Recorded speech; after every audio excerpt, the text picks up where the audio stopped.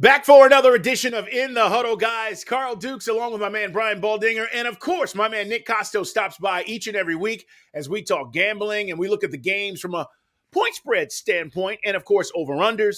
And Nick, interesting games as always as we get ready for another week in the NFL.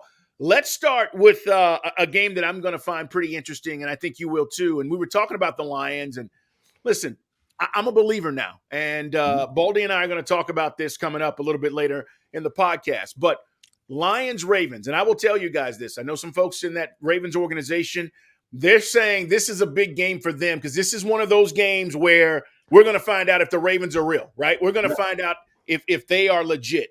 4-2 Ravens at home against the Lions. What do you like? The point spread is 3. Ravens are getting 3 at home. Nick? I think Baldy will agree with me, at least on this assessment, before I give like my actual pick for the game. When I handicap this game and like let's take like the point spread out of it, like the point spread is fine. I actually think it's maybe like a little weighted towards Baltimore, but I get it, even coming off the London game last week. I look at one side of the ball and I see the Detroit Lions, and I see a team that absolutely has an identity. A team that knows what it is and a team that knows what it wants to do. Now, obviously, not having David Montgomery, he's not going to play in the game, obviously. That hurts, right? Because he's like the Jamal Williams from last year. You're in between the tackles, bruiser. That's kind of like part of their identity, right? And we'll see if Craig Reynolds can go. He didn't practice on Wednesday, but Jahmyr Gibbs filled in that role when Montgomery missed a game earlier in the season. So I think the Lions are going to be able to keep up with their identity, right? And I think Jared Goff has kind of risen above kind of what many of us thought he was after the Super Bowl loss to the Patriots. He's starting to play really well, like not putting up gaudy stats necessarily on the road away from like the Dome in Detroit, but he's playing really well. And I think the conversation has to be had. Where does Detroit rank with San Francisco and Philadelphia among the elite teams in the NFC? If Detroit wins this game, look at their schedule rest of the season. This could be your 1 seed in the NFC playoffs when it's all said and done. So Detroit's got its identity. And then I look at Baltimore. Baltimore's a really well-coached team, and Harbaugh's great, and Lamar's a former MVP, and they've got good players. I don't know what this team's identity is. They're not like the smash-mouth running football team that they've been in the past. They can't run the ball. They were terrible at that. Titans have a good run defense. But Justice Hill and Gus Edwards don't do anything for me, don't move the needle. Maybe they get the undrafted rookie Keaton Mitchell involved a little bit, and we'll see what that does. And then we thought, guys, Todd Monken coming in, they're going to be this high-octane passing offense, right? Here comes Beckham, and you got Rashad Bateman, and you draft Zay Flowers, and you sign Aguilar, and you've got Mark Andrews, and they're not that. Like, this passing game looks discombobulated to me also, so they can't run the ball really well. They're not passing the ball like we thought they would. What's their identity? I don't know what it is. And maybe Lamar's individual brilliance and Harbaugh's smart kind of like pulled this game out. That is the identity. It's Lamar. And I like the Lions because of it. So give me the Lions, Baldy. No, look, I like the Lions. I like the Lions. But, I mean, the identity in Baltimore is still Lamar. Like, what he does, like the touchdown to Zay Flowers is kind of a busted play, but Lamar's just being Lamar back there. And there's, what you haven't seen is a little bit what you talked about, Nick. Like, where is Odell Beckham? Like, he doesn't look anything like what we're expecting to see from Odell. Now it's 6 games in. You know, he's had some injuries, but you just don't see the impact that you would expect if you give a guy $15 million to come in and change your passing game. You don't see it right now. There's a Mark Andrews, there's Zay Flowers, and then, whatever Lamar can create. I like the Lions in the game, Nick. I have no problem with them going into Baltimore. Like, we'll talk about it, Carl, but there's a lot of things to love about the Lions right now. I totally agree. I do. All right, guys, we get a great Sunday night game, too. I mean, Dolphins-Eagles. Eagles are 2.5-point favorite. Something is not right quite yet with the Eagles offense, okay? Now, I know that they're, dealing with injuries, and we'll get into this whole injury thing with the 49ers in a minute, but why am I liking the Dolphins here? Why do I like the Dolphins to go into Philly and cover this 2.5? Because that's where I'm at right now, Nick Kostos. Well, when Miami went to Buffalo earlier in the season, I said that I felt like I was on Moron Island. I was like one of the only people that liked Miami in the game, and it turned out I was the moron because Buffalo beat them 48-20. And I feel like I may be on Moron Island again here because I kind of like the Dolphins in this game. And like everybody that I talk to that I like, that I respect, and Carl, like hopefully we are right here. Yes. Everyone I talk to likes the Eagles and thinks that this is a great spot for Philadelphia. And look, you can go through it, right? Like Miami's wins this season and the teams that they've beaten, and they beat the Chargers in week week one, but I mean, are the Chargers really like elite the way, or like a good team the way the Eagles are a good team, or the way the Bills are a good team? Probably not. So Miami's beaten up again, like some like the cupcakes in the league, and they're dropping like tons of points, obviously, on teams that are like not as good as they are. And this is a step up in class for the Miami Dolphins. So I certainly understand everyone that wants to make the case for Philadelphia in this game, especially at the point spread, right? Being below 3, where the Eagles win by 3 and they win the game. Now, this is just my opinion. And I could be wrong. The injury report, first one came out yesterday. Jalen Hurts is not on it, and Devontae Smith didn't practice. So, like, we need to monitor that. Like, they need him in this game for sure. I don't think Jalen Hurts is right now. Watching the game and I know the Jets defense is really good, so I'm not trying to like dismiss what the Jets defense does. Hurts to me like doesn't look like he's fully right or fully healthy. And I don't know if like something's bothering him. I'm speculating. I'm not reporting anything. So I'm a little concerned about the Eagles heading into this game. So I do like the Dolphins a little bit, but my preferred play, I don't know how either defense is getting stops. And let's see what this injury report looks like defensively for Philadelphia. Miami's going to be able to score in this game. And on the flip side, right, if you think Jalen Hurts is right and you disagree with me, man, like especially if Devontae plays, they're going to score 30 in this game on this Dolphins defense, as long as they don't have to settle for 3 in the red zone, which they've had to a bunch this year. So I like the over and a lean for me towards the Miami Dolphins as well. Baldy, I got to ask you, as we talk about this game, guys, it's the Sunday night game, Dolphins at Eagles. Did the Jets stress Jalen enough to force him into those mistakes, or were they just bad mistakes? The last one was on Jalen, but it was, straight zone defense. He threw right into the teeth of it. Tony Adams picked the ball off. Like that last interception was, and that's just the thing that's about Jalen right now is, obviously they lost Lane Johnson in the first quarter. And, nothing against Jack Driscoll. There's only one Lane Johnson. So they got a lot of pressure on that side. I think Lane will be back this week. I think everything's going to be okay there. But there's a big drop off there. But to Nick's point about Jalen, I think physically he's running the ball a lot better than he did early in the year. So I think there was something there physically. But right now, if he's not throwing it to A.J. Brown, there's real question marks about who he's throwing it to. I know Dallas Goedert had a big game against the Rams. But, you see like Devontae Smith drop 2 big balls in that game. I mean, typically he's sure-handed. And so the passing game just isn't right if they're not going to A.J. Brown right now. And for whatever reason, maybe it was because the Jets were minus Sauce Gardner or DJ Reed, their corners. They just came out and just threw it.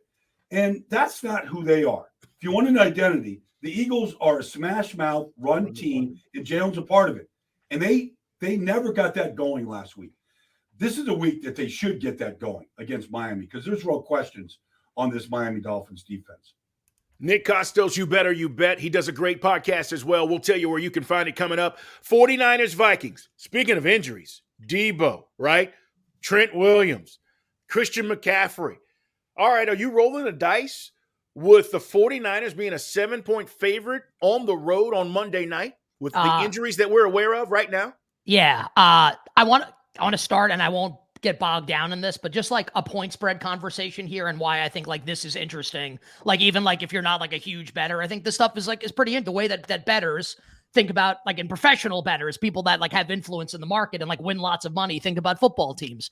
So the Vikings have been a team recently that kind of falls under the umbrella of whenever they're a big favorite, you bet against them. And whenever they're a big underdog, you bet on them. They've almost got like this gravitational pull that forces like the game that they're in to be like a 1-score game either way. And last year they won all the close games, and this year they're losing all the close games. And bettors have kind of been into the Vikings a little bit this year. Again, like not to be a great team, but to keep games close. They got bet on big time week 2 on Thursday night against the Eagles. They pushed in that game. And then they didn't cover a couple weeks ago at home against Kansas City. But like that spread got bet down all the way to 3. And I think like less important than focusing on the result of the game, it's more like, okay, like, because once the game is played, anything can happen. The Vikings got jobbed by the officials in that game. I also bet the Vikings. So sour grapes by me in that game. But like, I think that stuff like matters, and it's important. Now, I know Justin Jefferson's not there, but I can tell you for a fact, like 100%, that bettors will look at the point spread and see 7 and see the Vikings playing at home in primetime and say, that's a valuable number with Minnesota. So I actually think this game's going to close less than 7. And here's where Nick Kostos, football fan and like football analyst steps in. I think the 49ers are going to slam them in the game. So I would ask 2 questions. Question number 1, how are the Vikings going to score?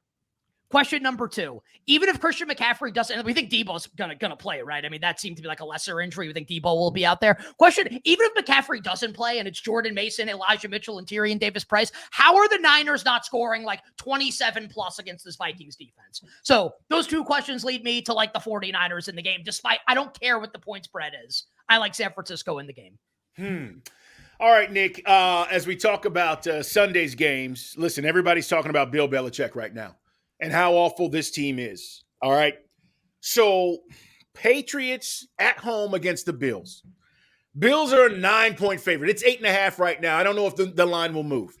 But everything right now is telling me to go the Patriots' way. And I don't believe in them. Like, I have no faith whatsoever. But from a spread standpoint, I'm like, they're going to cover this 8.5, 9-point spread, right? Are they? They're that bad? You watch them, right, every week? Every week. They're terrible. The spread will go up. The reason why is because I don't think once we get like Josh Allen's definitely playing, and on Wednesday he said he's good to go.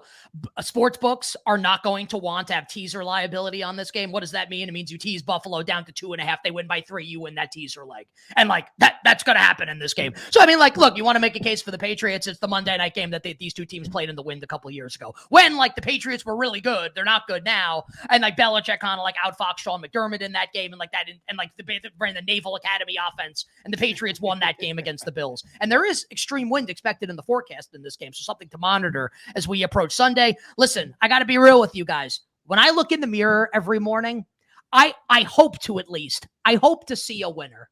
I hope to see someone who has self-respect, who enjoys himself and enjoys his life, and has better things to do than to bet his hard-earned American money betting on the New England Patriots on an NFL Sunday. So like you and like anyone else, you can bet the Patriots if you want to. Bills or nothing for me on Sunday. I say that because Baldy, whenever this guy, of course, Coach Belichick, whenever his back has been up against the wall. Yeah, to go last week. Yeah, well, here's the deal, though. I mean, like, I think he's feeling this conversation now. I do. I mean, listen, two weeks into the season is one thing. We're about to be in week 7 or 8 here, and here it is. They've won 1 stinking game. They're averaging what? A measly, 8 points a game over the course of the season. It's just hard to believe that they're going to continue to play this bad. Well, I mean, I think when Bill Belichick looks at his team, he wants to fire his general manager. Like that's what I feel like. I feel like he's sitting there with his arms folded, on the sideline, listening to the plays come in, offense, defense, going, how did my roster get this bad? Because I keep saying it, but honestly, they look like an expansion team roster. Like, I don't recognize who the Patriot, like I know Matt Judon's out and Gonzalez is out, and they're 2 great players. So that's hard on anybody when you lose 2 great players. But I just don't recognize what in the world, like whatever the salary cap is, 180 million. I don't know where the money's going. Like, you can't find it. You can't find it on the roster. You can't find any star player. And stars win and lose these games for you. So I don't know. Like, I don't know how they turn this around. Like, the weirdest thing to me, honestly, I don't want to take too much of your time here, Nick, is they don't have a fullback on the roster. The Patriots always had a fullback. Like, where's the fullback in this offense? Like, whenever they would struggle early in the year, whenever, they would come back the next week, reset, line up in I formation, and knock people off the ball and win the line of scrimmage. Like, they can't do that right now. A game can I just throw something out on this? Just on the Patriots, the thing that's the most emblematic to me of what Baldy just said, like that Belichick. And like everyone's going to say Bill's not a great coach. Guy's like the greatest defensive coordinator ever before he became like arguably the greatest. He's awesome, right? But like you let Jacoby Myers walk and sign with Vegas and sign Juju Smith-Schuster to literally the identical contract. Look how well Myers is playing. Look what Juju's done for the Patriots. Like what are you doing, dude?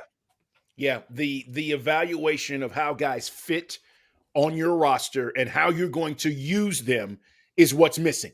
And that is the part that's missing right now with the Patriots. All right, this is a game I really like, Nick. Want to get your thoughts. It's Nick Kostos, guys. You better, you bet. A couple more games we'll talk with him about.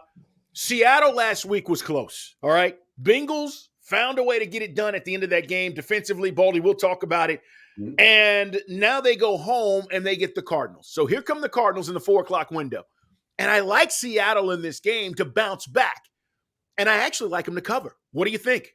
Well, I came on the show last week and I loved the Bengals last week, and I said Joe Burrow was #back. And I did cover the spread and I won my bet, but like, I can be honest, it's a terrible bet. And the Seahawks should have won that game by double digits. And I watched the game and like, they got very unlucky, 1 of 5 in the red zone. So I'm happy that I won, but very unlucky to have, the Seahawks were not to have won the game, but going away last week in Cincinnati. Carl, I agree with you. I think this is a big time bounce back spot for Seattle. Now, we need the offensive line to start playing better for Geno, and it is starting to get healthier, which I think is good. Jackson Smith and Jigba, the rookie first-round pick, 4 for 48 last week, getting more acclimated into the offense. I think that's really important. Kenneth Walker looks like an absolute stud, and I think, and I think Jonathan Gannon has done like an awesome job so far this year, and the coordinators have done a nice job. I think like people should be really bullish, I think, about the future. They're in every game into the third quarter. They're in every game into the third quarter.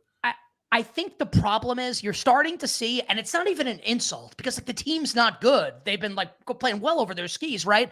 Like Dobbs last week against LA, and Kyler's going to be back soon. Maybe it's next week against the Ravens. Dobbs misses Hollywood Brown on like 2 long touchdowns that like, these are like layup throws. And it's not, again, not a criticism of Dobbs, who's played well, but we're starting to see the Cardinals look like the team that we thought they were going to be coming into the year. And I'm not trying to take anything away from them or the coaching staff or the players. And Budda Baker will be back soon. Like, the team's going to look better in a couple of weeks. I think they're walking into a buzzsaw here. I don't know how.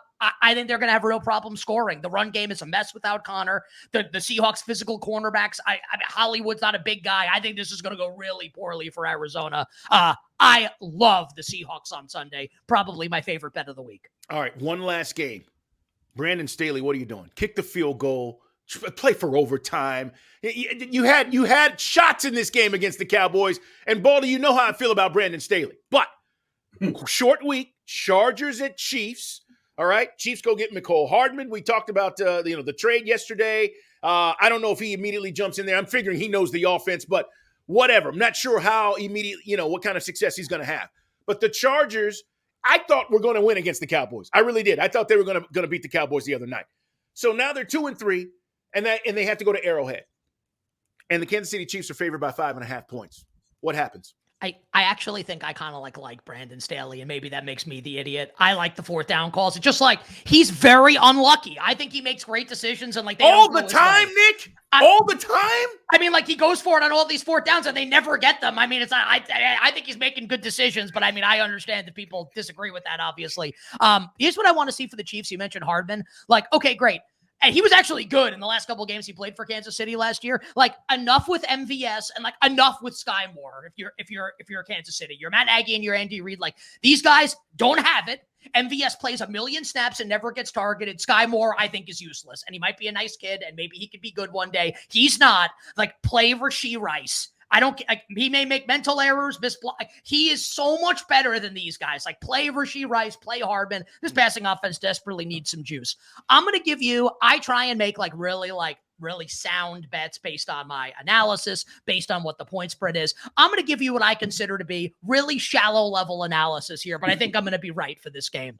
I think Justin Herbert, let's be real, I think he's awesome. There's no argument. Like, he's really good. He was brutal on Monday night.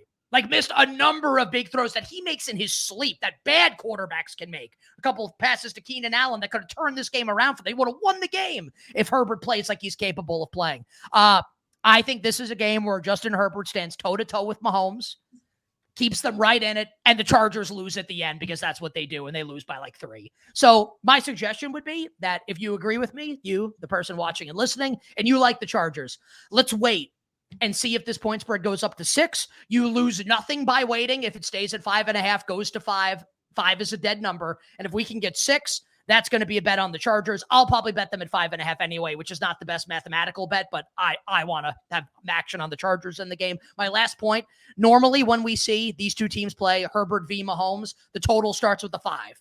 Right now it starts with the 4 because the Chargers are running these 2 tight end sets. Yep. And like losing Mike Williams, I'm sorry for like pontificating a second here. Just like I love this stuff. Quentin Johnston can't play right now, right? And maybe he can be decent. Losing Mike Williams hurts so much because they don't have a viable third receiver they can play. So, like, you've got Justin Herbert and you're running 2 tight end sets with Parham and Everett and Josh Palmer and Keenan Allen. Like, this is not what this offense is supposed to look like. So I think people have concerns about the Chargers' ability to rack up the points. And then on the other side, you've got the Chiefs, who don't look like the Chiefs on offense, maybe because the defense is so good, but also the total starts with the 4 with Herbert and Mahomes, which should probably start with the 5. I think you'll see some over money come in as we approach kickoff on Sunday. Over-unders 48. Nick Kostos, tell the people where they can watch you, my man. Yeah, you bet. Weekdays 3 to 7 p.m. Eastern time, Sunday morning, 11 a.m. to 1 p.m. Also, Odyssey app, BetQL app, radio stations nationwide. We're now simulcast on Stadium, 4 to 6 p.m. Eastern every day. And we are now on Sirius XM also, Sirius Channel 217, XM 205. Awesome. Nick, have a great weekend. You know my phrase. Get money and enjoy the games, my friend. Hell yeah. Wishing everybody minimal sweats, winning bets. The absolute very best of luck. Yep. Guys, Nick Kostos right there talking some betting with us here on In the Huddle.